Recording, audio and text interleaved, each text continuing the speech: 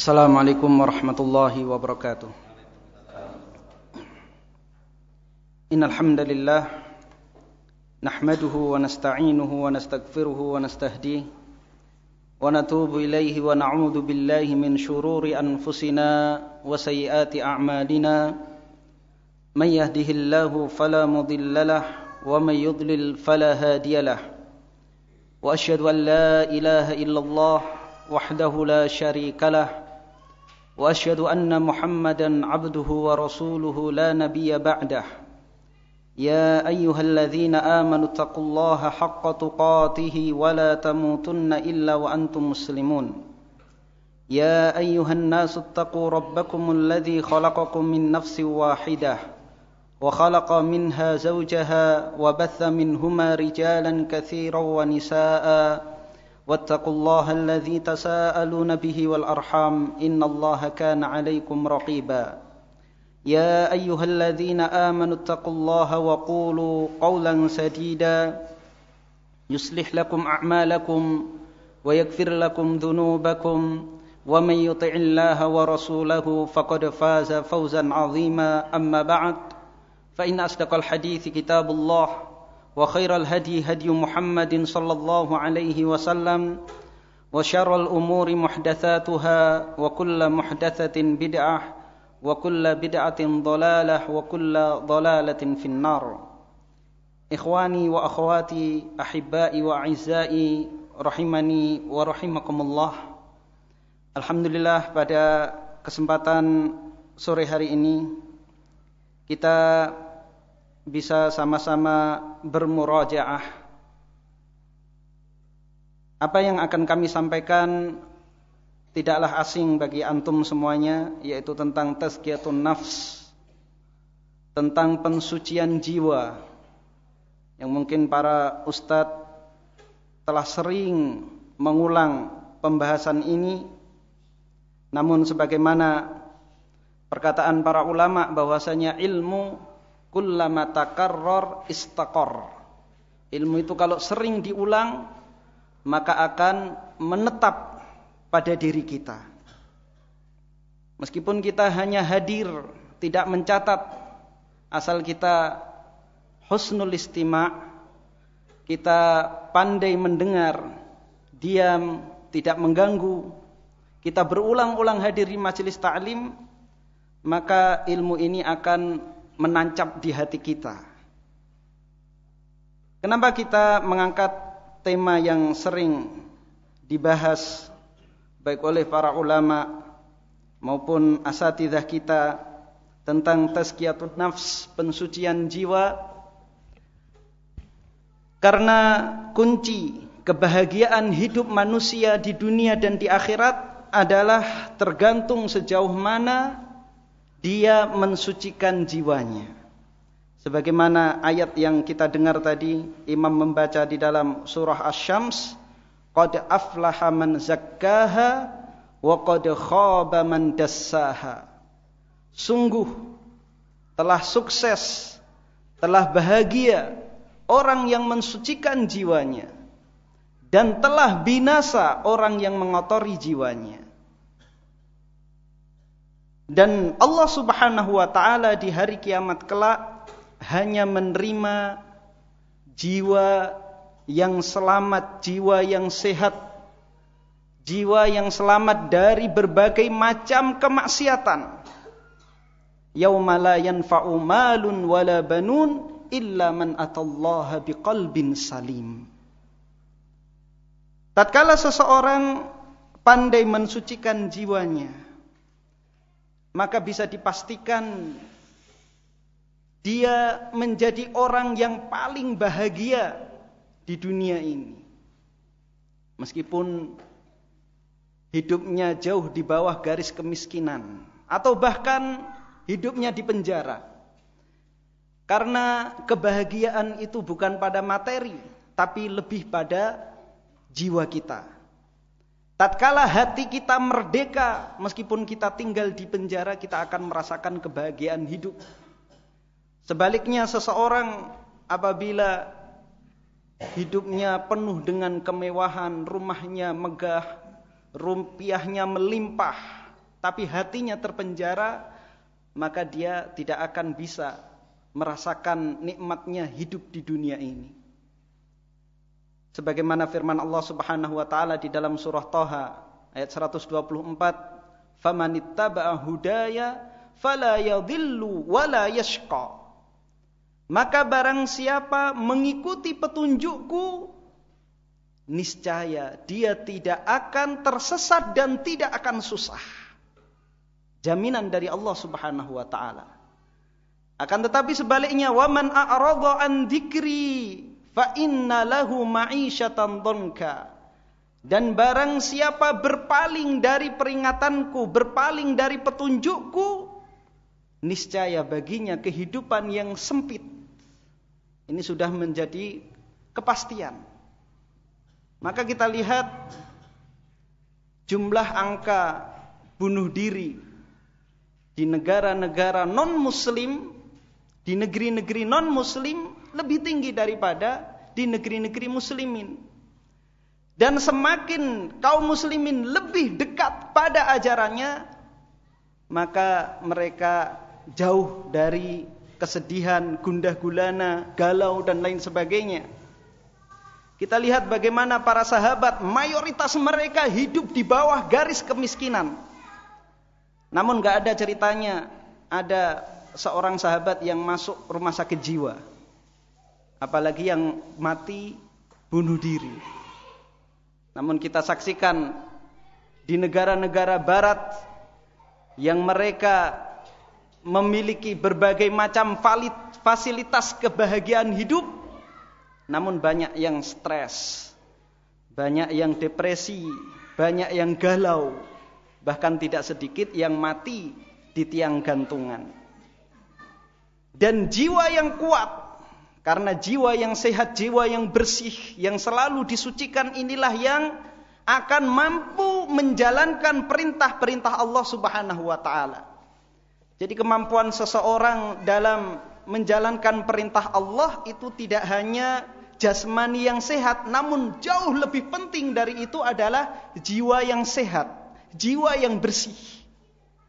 Kita lihat bagaimana kaum Ad, kaum Tsamud, mereka diberi oleh Allah Subhanahu wa taala badan yang besar, tubuh yang kuat. Begitu juga Fir'aun, Namrud, Abu Jahal, Abu Lahab. Mereka orang-orang yang gagah.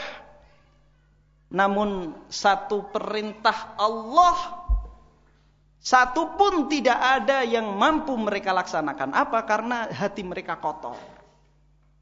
Namun sebaliknya para sahabat yang mayoritas mereka hidup di bawah garis kemiskinan, mereka mampu menjalankan perintah-perintah Allah Subhanahu wa taala begitu semangatnya.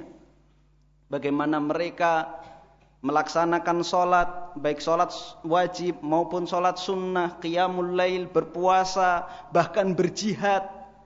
Kita lihat bagaimana Ibnu Mas'ud, seorang sahabat yang kurus, pernah naik ke pohon kurma, terlihat betisnya sangat kecil sampai ditertawakan oleh orang-orang. Namun badan yang kecil ini mampu menjalankan perintah-perintah Allah Subhanahu wa taala. Jadi kalau badan kekar, hati tidak sehat, jiwa tidak sehat, maka jangan harap mampu menjalankan perintah Allah Subhanahu wa taala. Namun meskipun badan itu kurus, kerempeng, namun hatinya kuat, jiwanya sehat, maka dia akan mampu menjalankan perintah-perintah Allah Subhanahu wa taala. Dengan apa kita mensucikan jiwa kita? Di antaranya ada 4 hal yang akan kita bahas pada kesempatan malam hari ini. Yang pertama adalah al-muraqabah. Yang kedua adalah al-mujahadah. Yang ketiga adalah al-muhasabah. Dan yang keempat adalah taubat dan istighfar. Yang pertama adalah al-muraqabah. Apa itu muraqabah? Muraqabah adalah menghadirkan di dalam hati kita rasa senantiasa diawasi oleh Allah Subhanahu wa ta'ala. Kita merasa kapanpun, dimanapun kita berada, kita senantiasa diawasi oleh Allah Subhanahu wa ta'ala. dilihat dan didengar segala gerak-gerik kita. Bagaimana kita menghadirkan muraqabah ini? Di antaranya adalah dengan mempelajari Asmaul Husna, nama-nama Allah Subhanahu wa taala dan sifat-sifatnya. Tatkala kita mempelajari nama-nama dan sifat-sifat Allah Subhanahu wa taala, keagungan Allah Subhanahu wa taala hadir di dalam hati kita, maka niscaya kita akan senantiasa merasa diawasi oleh Allah Subhanahu wa taala. Kita ambil dua contoh dari nama Allah Subhanahu wa taala di dalam surah Asy-Syura ayat 11. Laisa kamitslihi syai'un wa huwas samiul basir. Tidak ada yang serupa sesuatu apapun dengan Allah Subhanahu wa taala, dan Dia Maha mendengar dan Maha melihat. Nama bagi Allah Subhanahu wa taala ini pasti mengandung sifat yang sesuai dengan nama tersebut. Berbeda dengan nama makhluk. Laisa kamitslihi syai'un, tidak ada yang serupa dengan nama Allah Subhanahu wa taala. Kalau nama pada manusia itu hanya sebagai pertanda untuk membedakan antara si A dengan si B. Ada yang dinamakan Budi, ada yang dinamakan Aris. Apa gunanya? Untuk membedakan. Budi bukan Aris, Aris bukan Budi. Kemudian yang kedua, sebagai harapan orang tua tatkala memberikan nama dengan anaknya, nama-nama yang baik. Harapan anaknya memiliki sifat atau karakter yang sesuai dengan nama yang dia sandang. Namun sering sekali kita dapati seseorang memiliki nama yang keren, nama yang mulia, nama yang indah, namun sedikit pun dia tidak memiliki sifat dari nama yang dia sandang. Namanya mukhlis umpamanya. Diharapkan seseorang yang dinamakan mukhlis oleh orang tuanya menjadi orang yang ikhlas. Namun ternyata dia tidak memiliki sifat dari nama yang dia sandang. Berbeda dengan nama Allah Subhanahu wa taala.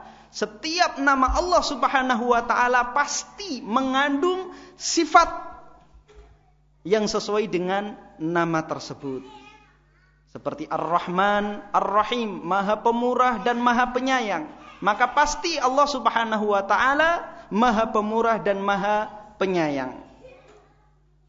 Kemudian nama Allah Subhanahu wa taala laisa kamitslihi syai'un, tidak ada yang serupa dengan nama dan sifat Allah Subhanahu wa taala.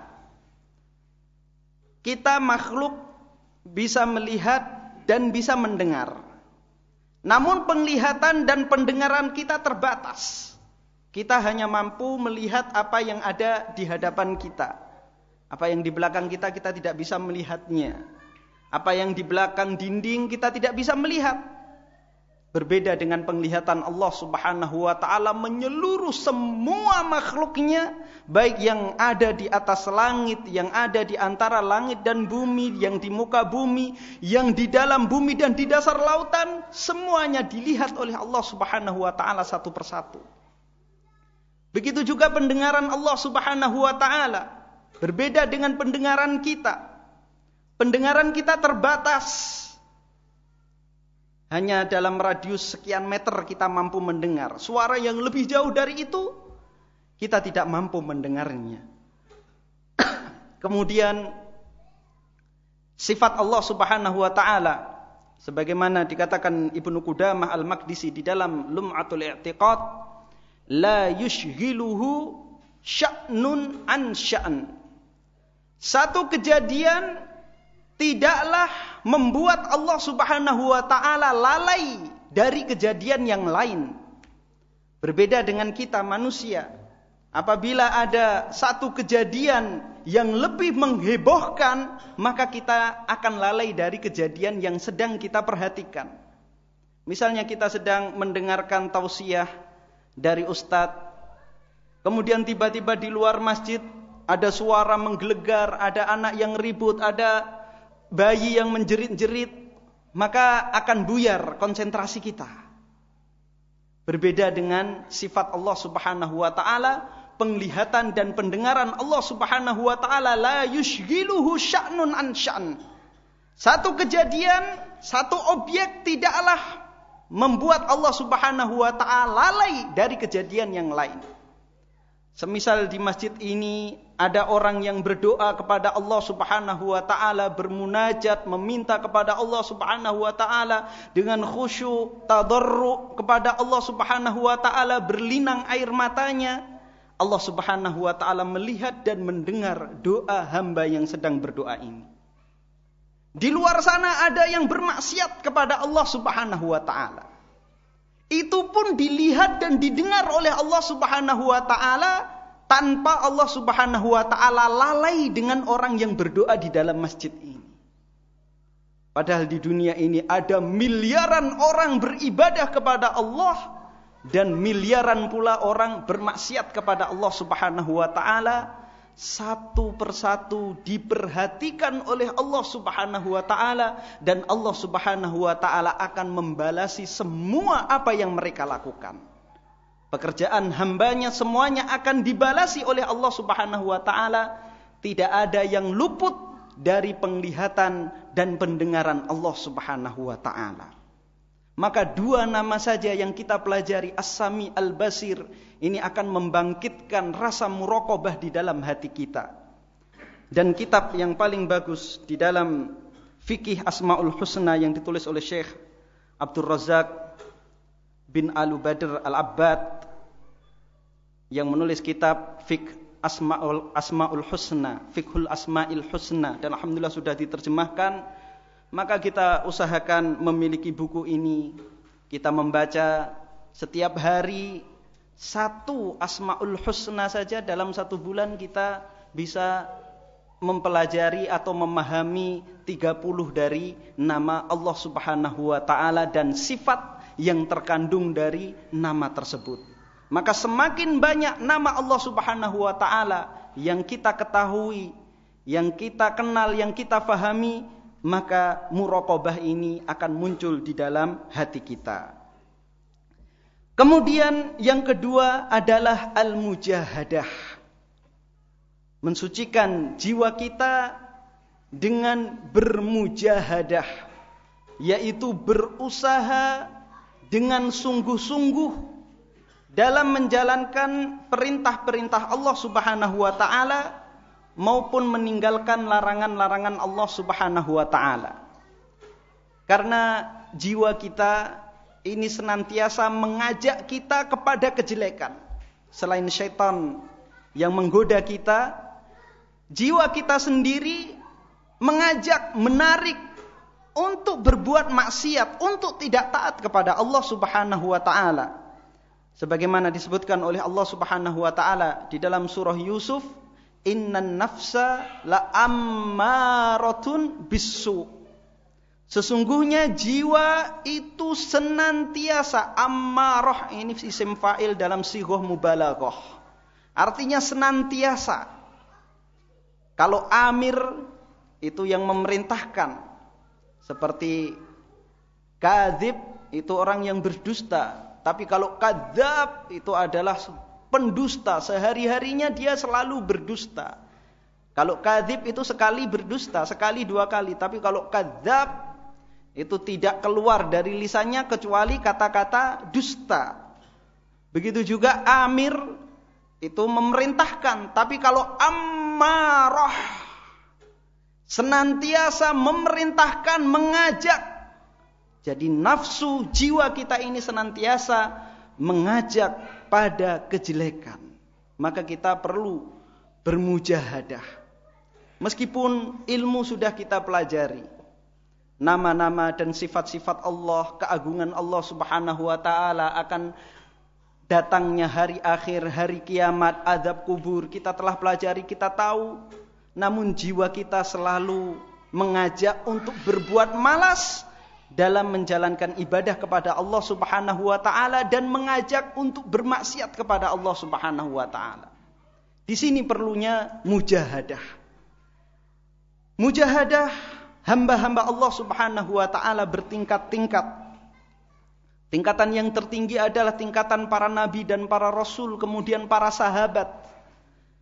Karena jiwa mereka bersih, jiwa mereka suci, sehingga mereka mampu menikmati, merasakan lezatnya beribadah kepada Allah Subhanahu wa taala.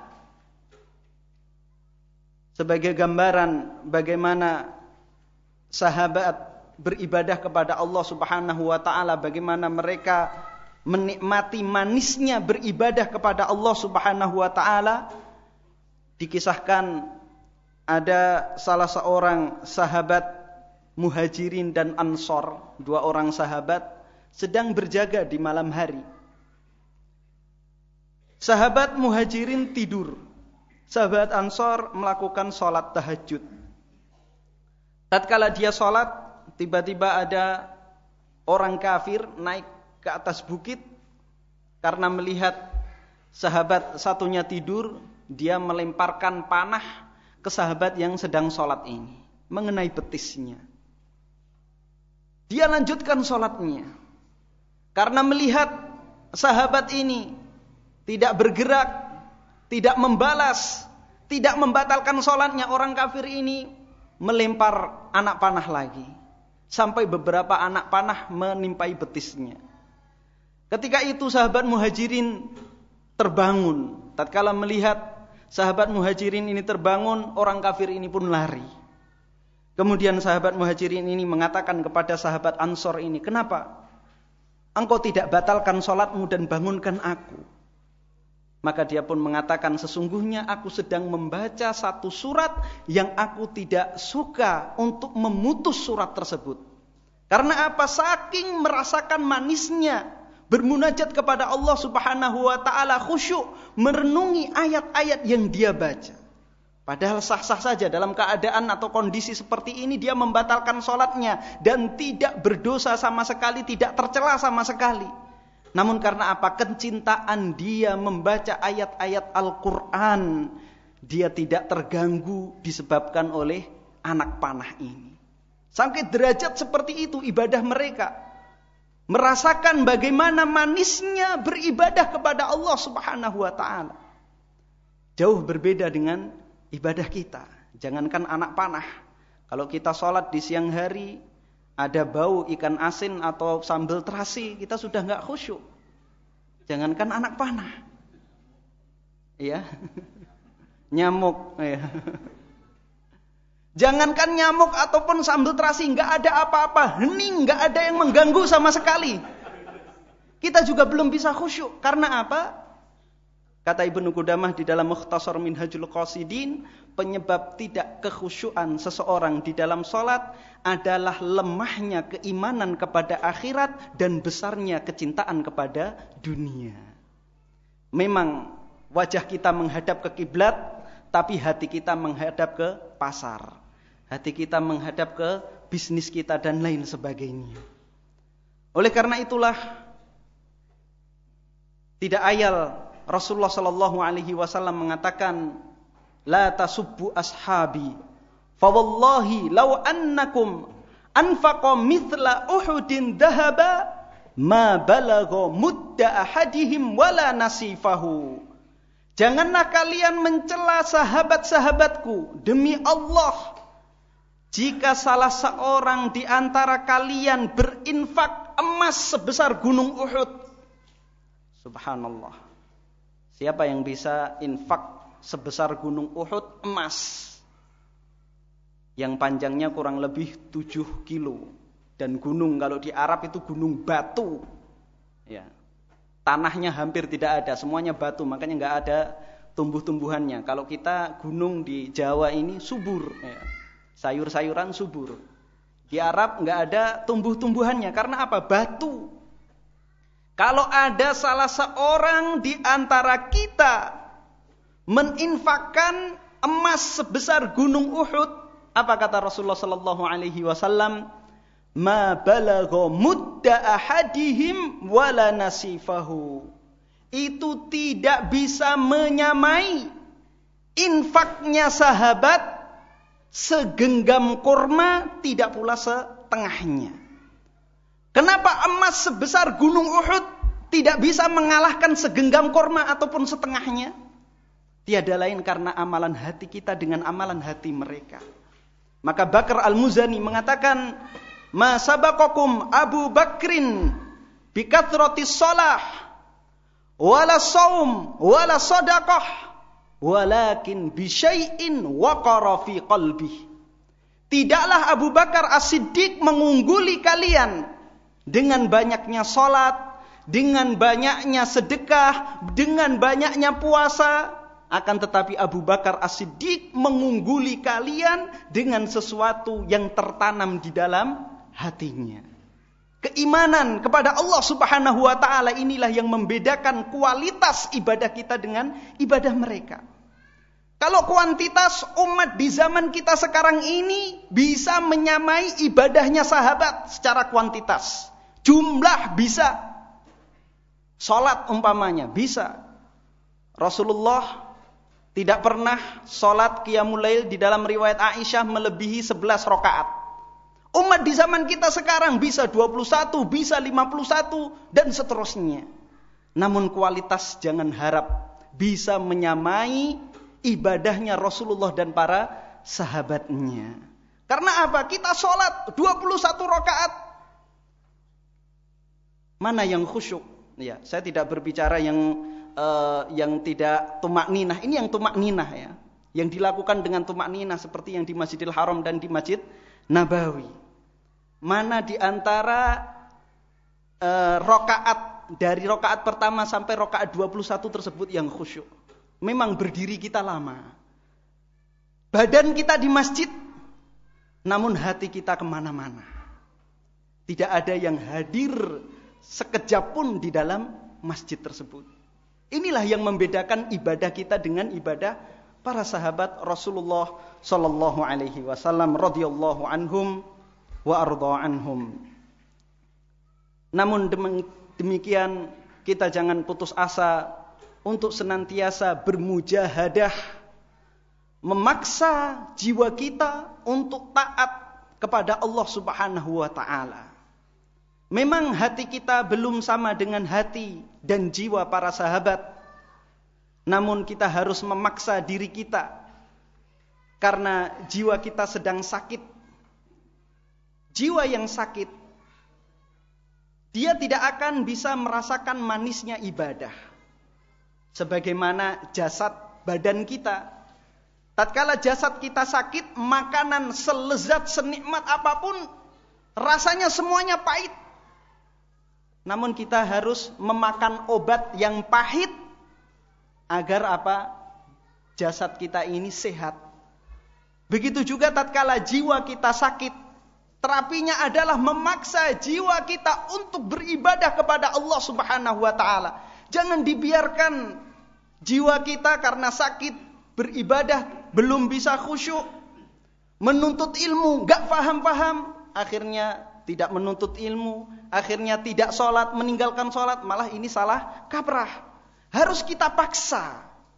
Jiwa kita ini harus kita paksa. Karena rata-rata jiwa itu tidak menyenangi pada kebaikan. Karena apa? Jiwa kita ini sedang sakit.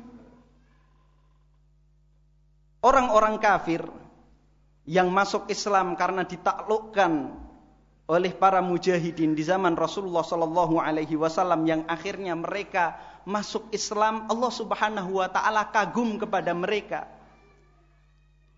Imam Bukhari meriwayatkan dari Abu Hurairah radhiyallahu an bahwasanya Nabi sallallahu alaihi wasallam bersabda, "Ajiballahu min qaumin yadkhulunal jannata fis salasil." Allah Subhanahu wa taala merasa takjub pada sebuah kaum yang masuk surga dengan dibelenggu. Siapa mereka? Tiada lain adalah orang-orang kafir yang menjadi tawanan kaum muslimin. Pertama kali mereka tidak suka ditawan. Karena apa? Mereka tidak tahu indahnya Islam. Tatkala mereka sudah ditawan, kemudian melihat bagaimana kehidupan para sahabat dan para tabi'in, hidup di tengah-tengah mereka, mereka pun masuk Islam yang tadinya apa? Mereka dibelenggu. Dan tidak jarang dari keturunan orang-orang yang dibelenggu ini menjadi ulama-ulama besar. Maka di zaman tabi'in, mayoritas ulama adalah keturunan budak atau bahkan mantan budak. Karena apa? Para sahabat, mereka lebih memilih pintu surga dari pintu jihad. Mereka keluar berperang, kemudian mereka memaksa budak-budak mereka untuk menuntut ilmu. Di antaranya adalah Atha bin Abi Rabah, adalah budaknya sahabat Abdullah ibnu Abbas, ahli tafsir dari kalangan sahabat. Diajari ilmu sampai menjadi orang yang paling alim di zamannya. Dan tidak ada orang yang berani berfatwa tatkala Atha masih hidup di Mekah. Tidak ada orang yang berani berfatwa ketika Atha masih hidup. Padahal apa? Atha bin Abi Rabah ini orangnya cacat fisiknya, namun karena keilmuannya para penguasa pun segan kepada Atha bin Abi Rabah. Jadi mereka adalah keturunan atau bahkan mereka sendiri adalah budak-budak yang dulunya menjadi tawanan perang. Jadi tatkala ditawan tentunya tidak senang.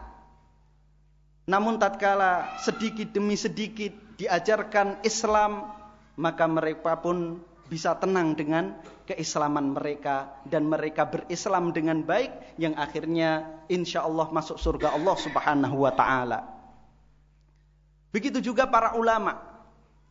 Di antara para ulama, mereka bukan kesadaran sendiri ketika masih kecil belajar dengan sesuka hatinya seperti Imam Nawawi.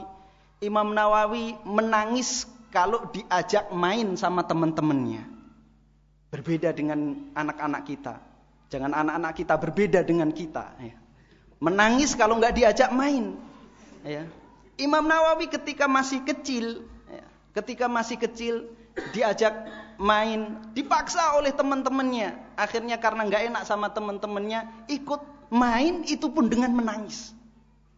Karena apa? Sucinya jiwanya sejak belia. Namun di antara ulama juga ada yang dipaksa oleh orang tua mereka. Seperti Syekh Abdurrahman As-Sa'di. Ketika masih belia dibawa kakeknya ke Masjid Jami' Unaizah. Beliau dalam keadaan menangis, dipaksa sama kakeknya. Karena apa? Belum tahu manisnya ilmu. Begitu terbiasa di majelis taklim. Hafal Al-Quran, hafal hadis-hadis Nabi SAW, menguasai fikih madhab Hambali dan madhab-madhab yang lainnya. Akhirnya tahu bagaimana faedah ilmu tersebut. Tatkala sudah tahu manfaat dari ilmu, justru beliau kekurangan waktu untuk menuntut ilmu. Tatkala dia melewati seseorang yang sedang mengobrol, beliau mengatakan, seandainya waktu mereka bisa saya beli, maka saya akan beli. Di waktu kecilnya menangis ketika disuruh untuk menuntut ilmu. Namun begitu menjadi ulama besar, kehabisan waktu, tidak ada ruang lagi untuk menuntut ilmu. Tidak ada waktu lagi yang tersisa untuk menuntut ilmu. Maka Rasulullah SAW mengatakan di dalam hadis yang diriwayatkan oleh Imam Hakim dan Abu Dawud, muru auladakum bis salati wahum abna'u sab'i sinin wadribuhum 'alaiha wahum abna'u 'ashar. Perintahkan anak-anakmu untuk salat tatkala mereka umur 7 tahun. Meskipun 7 tahun itu belum balik, belum berkewajiban syariat, kita diperintahkan oleh Rasulullah SAW untuk mengajak, memerintahkan anak-anak kita untuk salat. Kita ajari apa saja bacaan-bacaan sholat dan gerakan-gerakan sholat. Sehingga ketika mereka sudah balik, tidak kagok lagi. Sudah tahu bagaimana bacaan dan gerakan-gerakan sholat. Berbeda ketika sudah balik, baru diperintahkan untuk sholat. Maka akan keberatan orang yang Balik baru diperintahkan untuk sholat. Berbeda ketika sudah mumayyiz, ya, umur 7 tahun. Arti mumayyiz adalah mengerti perintah dan larangan. Itu arti mumayyiz, yaitu mengerti kata perintah dan mengerti kata larangan. Sejak umur itulah, usia itulah, biasanya 7 tahun. Bahkan kalau sekarang sebelum itu pun sudah mumayyiz, ya. Anak 5 tahun, 4 tahun sekarang sudah mengerti kata perintah dan kata larangan. Kita ajak untuk sholat, ya. Meskipun baru gerak-gerakannya dahulu, belum bacaannya. Kemudian sedikit demi sedikit kita ajarkan bacaannya. Kemudian apa kata Rasulullah sallallahu alaihi wasallam? Wadribuhum 'alaiha wa hum abna'u 'ashr. Dan pukullah ketika umur 10 tahun kalau mereka meninggalkan sholat. Jadi pendidikan dengan memukul ini dibenarkan di dalam Islam, ya. Memukul ini dibenarkan di dalam Islam, namun harus diperhatikan, ya, syarat-syaratnya. Kita diperbolehkan memukul anak kita, namun kita harus perhatikan bahwa memukul ini adalah langkah terakhir, ya. Ketika anak dinasehati tetap saja ndablek, maka boleh kita memukul. Kemudian kita dilarang memukul wajah. Dan dilarang memukul yang menyebabkan luka, apalagi cacat. Dorban ghairu mubarrihin, pukulan yang tidak membuat cacat. Bagaimana pukulan yang tidak membuat luka dan cacat? Para ulama mencontohkan, yaitu dengan memegang rotan, kemudian siku ini ditempelkan ke badan, tidak diangkat tinggi-tinggi. Itu pasti membuat luka dan memar. Tapi seperti ini, ya, jangan diangkat. Ya, kalau kita lihat hukum cambuk, ya, di Saudi seperti itu, bukan membuat luka, namun membuat apa? Jera. Tatkala orang tua memberlakukan hukuman ini, ya, pasti anak-anaknya akan beradab. Anak-anaknya akan beradab. Maka kita pasang rotan di ruang tamu kita, agar apa? Anak-anak kita beradab. Ya, salafus saleh seperti itu. Kita baca di dalam kitab tauhid, yaitu perkara-perkara yang menyebabkan para orang tua dari kalangan salafus saleh memukul anak-anak mereka. Di antaranya jika banyak bersumpah, di antaranya disebutkan perkara-perkara yang lain, yang mana orang tua mencambuk mereka. Ini untuk memberikan pesan kepada mereka bahwa orang tuanya begitu murka dengan perbuatan ini. Di antaranya apa? Meninggalkan sholat. Ini adalah perkara yang sangat mungkar. Maka kita memukul mereka agar mereka mengerti bahwa kita tidak ridho sedikit pun mereka sekali meninggalkan sholat.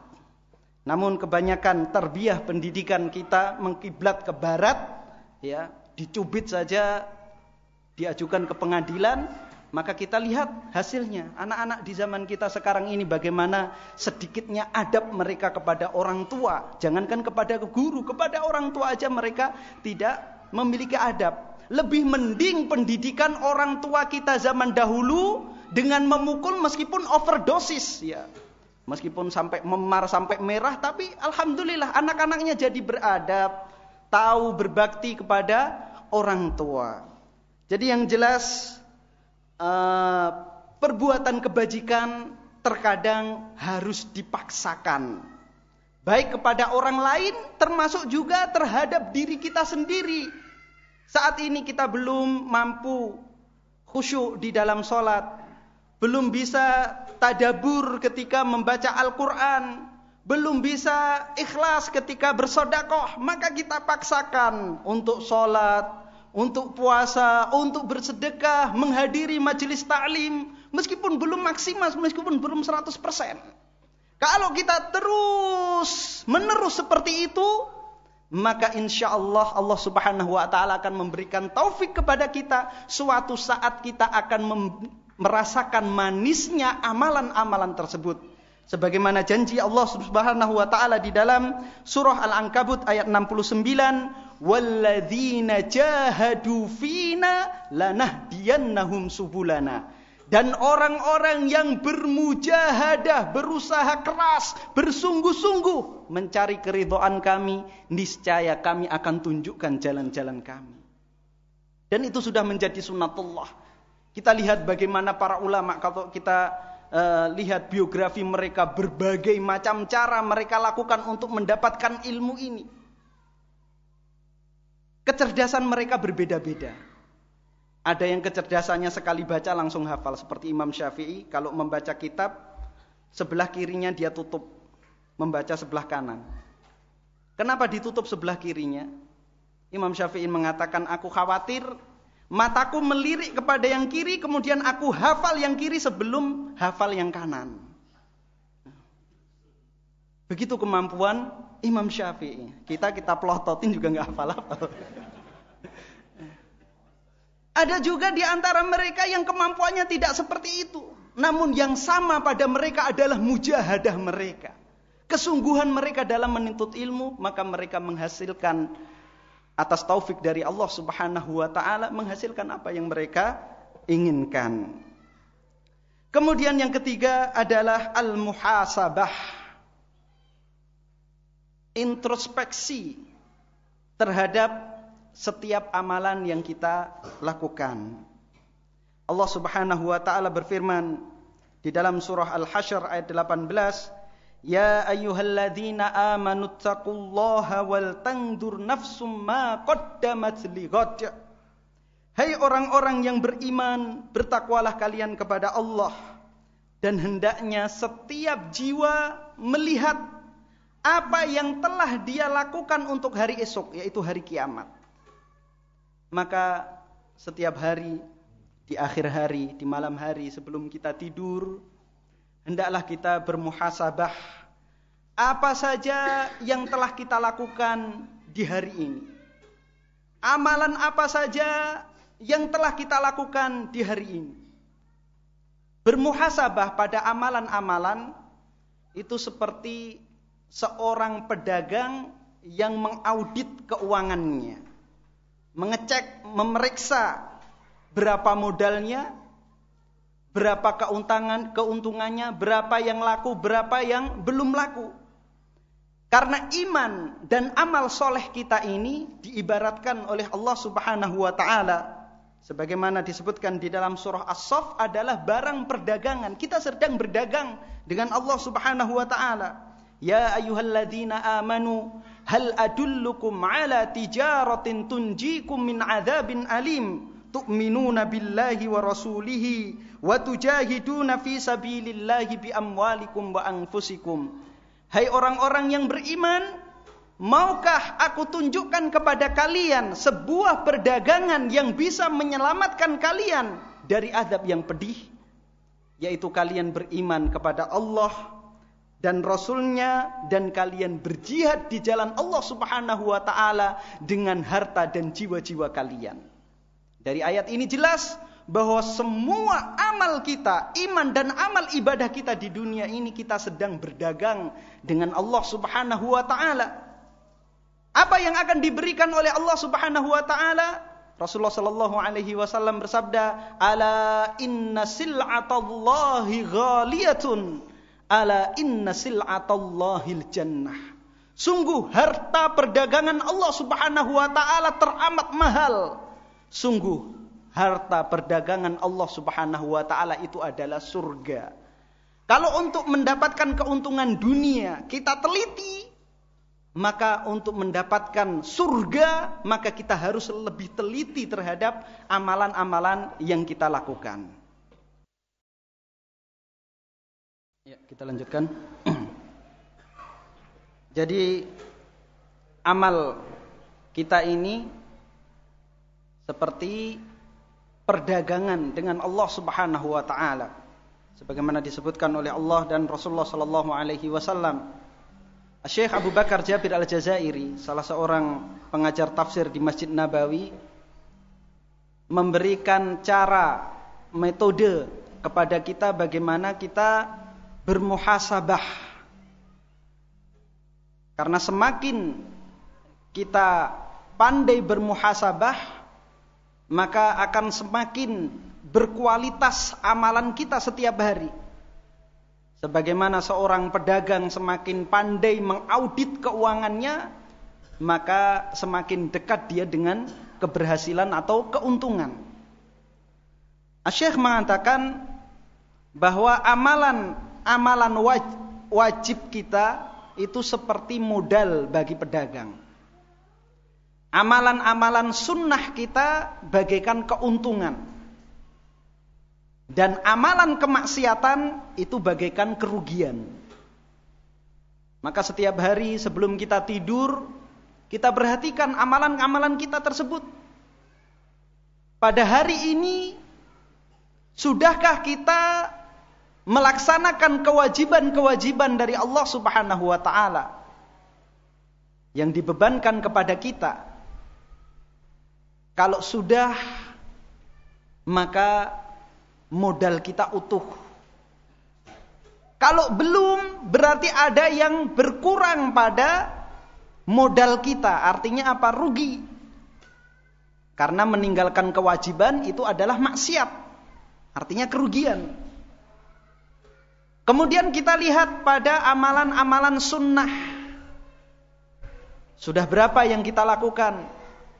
Apakah kita sudah membaca ilmu pada hari ini, menghadiri majelis taklim? Berapa kali kita berzikir? Berapa halaman atau bahkan berapa juz Al-Quran yang telah kita baca? Maka sebesar itulah keuntungan yang kita raih insya Allah. Kemudian kita lihat kemaksiatan. Adakah di hari ini kita bermaksiat kepada Allah Subhanahu wa ta'ala? Maka kalau ada, itu merupakan kerusakan pada amal kita. Karena di antara kemaksiatan itu ada yang mempengaruhi amal kebajikan kita. Ada muhbitatul a'mal, amalan-amalan yang bisa menggugurkan atau mempengaruhi kualitas amal ibadah kita. Sebagaimana juga ada beberapa macam amalan ibadah yang bisa menghapus dosa-dosa kita. Maka tatkala ada kemaksiatan yang kita lakukan, dan subhanallah banyak sekali kemaksiatan yang kita lakukan setiap hari, maka itu merupakan kerugian bagi kita. Maka apabila setiap hari kita bermuhasabah seperti ini, melihat amal wajib kita, melihat amal sunnah kita, melihat kemaksiatan-kemaksiatan yang telah kita lakukan, maka insya Allah hari esok itu lebih baik kualitas ibadah kita dibanding hari ini. Tapi kalau kita tidak pernah introspeksi, tidak pernah melihat, tidak pernah mengaudit amalan-amalan kita, ya kita akan berjalan di tempat. Begitu-begitu saja. Harus kita introspeksi. Sebagaimana pedagang kalau mau meningkat, dia introspeksi. Dia lihat apa yang sudah dia lakukan dan apa yang akan dia lakukan esok. Sekarang jual habas sauda untung, besok jual tambah lagi, susu kambing, besok tambah lagi, besoknya lagi, tahun depan sudah punya pabrik. Itu kalau orang punya planning. Tapi kalau orang tidak pernah melihat keuntungan dia, tidak pernah melihat kerugian dia, berjalan gitu saja, bisa-bisa dia rugi tanpa dia sadari. Dia terlihat memakai motor baru, bahkan mobil baru, ternyata setelah diaudit hutangnya lebih besar daripada modal yang dia miliki. Dan itu kejadian. Betapa banyak seorang pedagang kelihatannya kaya, kelihatannya necis, setelah meninggal diaudit oleh ahli warisnya ingin mendapatkan warisan, ternyata mereka semuanya menanggung hutang dari mayit tersebut. Karena apa? Mereka melihat dari luarnya saja. Maka jangan sampai kita merugi karena tidak pernah mengaudit amalan-amalan kita. Kemudian yang terakhir adalah dengan taubat dan istighfar. Kita sebagai manusia, bagaimanapun kita berusaha bermuraqabah, bermujahadah dan bermuhasabah, pasti kita melakukan kesalahan, bahkan banyak melakukan kesalahan. Sebagaimana sabda Rasulullah sallallahu alaihi wasallam, "Kullu bani Adam khata' wa khairul khatta'ina at-tawwabun." Setiap anak Adam, setiap manusia khata', sighah mubalaghah, sering banyak melakukan kesalahan. Dan sebaik-baik orang yang melakukan kesalahan adalah yang bertaubat kepada Allah Subhanahu wa ta'ala. Bahkan kesalahan juga pernah dilakukan oleh para nabi dan para rasul. Namun mereka akhiri kesalahan tersebut dengan kebaikan, endingnya baik. Nabi Adam alaihi salam pernah melakukan kekeliruan. Namun dengan bertobat kepada Allah subhanahu wa ta'ala, Allah ampuni dan rahmati Nabi Adam alaihi salam. Dan taubatnya diabadikan oleh Allah subhanahu wa ta'ala di dalam surah Al-A'raf. Rabbana zalamna anfusana wa illam taghfir lana wa tarhamna lanakunanna minal khasirin. Demikian juga Nabi Yunus alaihi salam pernah berbuat kesalahan dan taubatnya diabadikan oleh Allah subhanahu wa ta'ala di dalam surah Al-Anbiya. La ilaha illa anta subhanaka inni kuntu minadh dhalimin. Bahkan istighfar tidak hanya diperintahkan kepada orang yang melakukan kesalahan dan kemaksiatan. Bahkan orang yang melakukan ibadah yang besar diperintahkan oleh Allah subhanahu wa ta'ala untuk beristighfar. Ketika kita sholat 5 waktu setelah salam, kita disyariatkan membaca istighfar. Astagfirullah, astagfirullah, astagfirullah. Ibadah haji, wukuf di Arafah adalah ibadah yang paling mulia ketika seseorang melakukan ibadah haji. Rasulullah sallallahu alaihi wasallam mengatakan, Al-hajju Arafah. Haji itu adalah Arafah. Ibadah wukuf di Arafah ini tidak bisa tergantikan dengan apapun. Dan harinya tidak bisa dimajukan, juga tidak bisa diundurkan. Berbeda dengan amalan-amalan yang lain. Amalan yang lain ada di antaranya yang apabila tidak bisa melaksanakannya bisa dibayar dengan dam. Atau waktunya bisa diakhirkan. Seorang yang menunaikan ibadah haji, seumpama tidak bisa tawaf kudum, maka bisa diakhirkan. Umpamanya sakit, dia tidak bisa melakukan tawaf, bisa dia akhirkan. Atau misalnya haid, seorang wanita haid, maka dia bisa akhirkan. Tapi wukuf di Arafah ini waktunya hanya tanggal 9 Dzulhijjah. Dan kalau kehilangan wukuf ini, hajinya tidak sah, harus mengulang di tahun yang akan datang. Melempar jumrah dan mabit di Mina waktunya tertentu. Namun melempar jumrah kalau orang tidak bisa diwakilkan. Atau mabit di Mina sebagian pendapat bisa dengan membayar dam. Namun wukuf di Arafah tidak ada alasan. Meskipun orang pingsan, orang sakit, atau bahkan orang sekarat, kalau tidak wukuf hajinya tidak sah. Oleh karena itu, dari kebaikan pemerintah Arab Saudi yang membangun rumah sakit yang besar di Padang Arafah dengan fasilitas yang mewah. Rumah sakit yang besar dipakai setahun hanya sekali. Pada musim haji ketika tanggal 9 Dzulhijjah. Apa tujuannya? Jamaah haji dalam kondisi apapun, dalam kondisi sakit parah, bahkan pingsan atau bahkan sekarat, dibawa dengan ambulan menempati Arafah di Masjid Jabal Rahmah. Agar apa? Hajinya sah. Dia wukuf di Arafah di tanggal 9. Keutamaan yang lain dari wukuf di Arafah, Allah subhanahu wa ta'ala membanggakan mereka di hadapan para malaikat.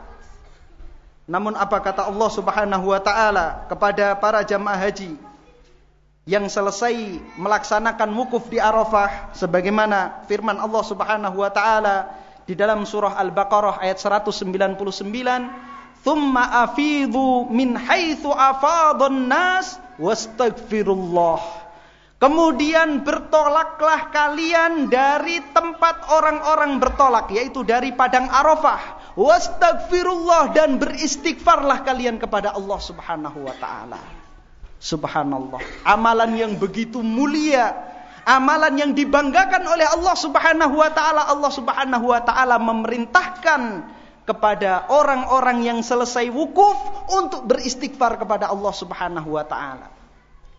Karena biasanya ibadah yang istimewa itu akan mudah terjangkiti sifat ujub dan takabur. Seseorang yang bisa melaksanakan suatu amalan yang banyak, yang tidak dimampui oleh kebanyakan manusia, maka akan mudah terjangkiti sifat ujub dan takabur. Orang mampu menghafal Al-Quran, orang mampu menghafal Sahih Bukhari, Sahih Muslim, maka akan mudah terjangkiti rasa ujub. Orang yang mampu bersedekah dengan miliaran atau bahkan triliunan, maka akan mudah terjangkiti rasa ujub. Orang yang berjihad di jalan Allah Subhanahu wa ta'ala, mengorbankan jiwa dan raganya, akan mudah terjangkiti oleh rasa ujub. Oleh karena itu, untuk mencegah ujub ini, Allah Subhanahu wa ta'ala memerintahkan setelahnya untuk memperbanyak istighfar kepada Allah Subhanahu wa ta'ala. Terbukti di antara para jamaah haji ketika pulang ke Indonesia ada sifat ujub dan takabur ini. Buktinya apa? Indikasinya apa? Ketika dipanggil tidak dengan memakai label haji, dia tidak mau menoleh. Ada surat undangan, panitia lupa menuliskan H di depannya, nggak datang dia. Ini kejadian. Oleh karena itu penting bagi kita, setelah kita melakukan amalan-amalan ibadah yang istimewa, terutama kita beristighfar kepada Allah Subhanahu wa ta'ala. Rasulullah sallallahu alaihi wasallam, kita tahu pengorbanan siapapun tidak ada yang bisa menandingi pengorbanan Rasulullah sallallahu alaihi wasallam. Sejak diangkat menjadi nabi dan rasul, semuanya dikorbankan untuk tegaknya agama ini. Jiwanya, raganya, keluarganya, hartanya dikorbankan untuk tegaknya agama ini. Namun tatkala mendapatkan kemenangan dari Allah Subhanahu wa ta'ala, apa yang diperintahkan oleh Allah Subhanahu wa ta'ala? Idza jaa nasrullahi wal fath. Jika telah datang pertolongan dan kemenangan dari Allah Subhanahu wa ta'ala, wa ra'aitan nasa yadkhuluna fi dinillahi afwaja, dan engkau wahai Muhammad melihat manusia masuk ke dalam agama Allah berbondong-bondong. Rasulullah sallallahu alaihi wasallam mencapai puncak kemenangan, ditaklukkannya kota Mekah dan takluknya jazirah Arab. Apa kata Allah Subhanahu wa ta'ala? Apa yang diperintahkan oleh Allah Subhanahu wa ta'ala kepada Nabi kita? Fasabbih bihamdi rabbika wastaghfir innahu kana tawwaba. Maka wahai Muhammad, bertasbihlah kepada Allah dan memintalah ampunan kepada Allah Subhanahu wa ta'ala. Innahu kana tawwaba. Sesungguhnya Allah Subhanahu wa ta'ala maha menerima taubat. Bayangkan pengorbanan Rasulullah sallallahu alaihi wasallam selama di Mekah, dicaci maki, disiksa, dihina oleh orang-orang kafir Quraisy. Begitu mendapatkan kemenangan, Allah Subhanahu wa ta'ala memerintahkan kepada Nabi kita untuk beristighfar kepada Allah Subhanahu wa ta'ala. Terlebih-lebih amalan kita yang belum seberapa dan tidak ada apa-apanya. Salat kita yang tidak pernah khusyuk, bacaan Al-Quran kita, zikir kita yang tidak pernah kita tadaburi, maka lebih perlu lagi kita untuk membaca istighfar kepada Allah Subhanahu wa ta'ala. Maka dengan demikian, kalau kita bisa menjalankan 4 hal ini, yaitu muraqabah dengan mempelajari nama-nama dan sifat-sifat Allah Subhanahu wa ta'ala, tentunya dengan menghadiri majelis-majelis ta'lim, kemudian bermujahadah, kita paksa diri kita, kemudian bermuhasabah dan memperbanyak istighfar, insyaallah kualitas jiwa kita akan meningkat, kualitas ibadah dan keimanan kita setiap harinya akan meningkat. Wallahu ta'ala a'lam bishawab. Mungkin ini saja yang bisa kami sampaikan. Apabila ada pertanyaan, kami persilahkan. Atau mungkin ada yang mau menyampaikan tambahan yang bermanfaat bagi kita semuanya, kami persilahkan.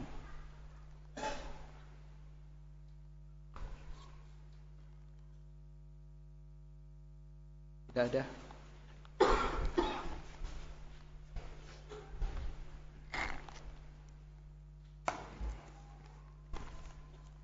Baik, kalau tidak ada, kita cukupkan sampai di sini.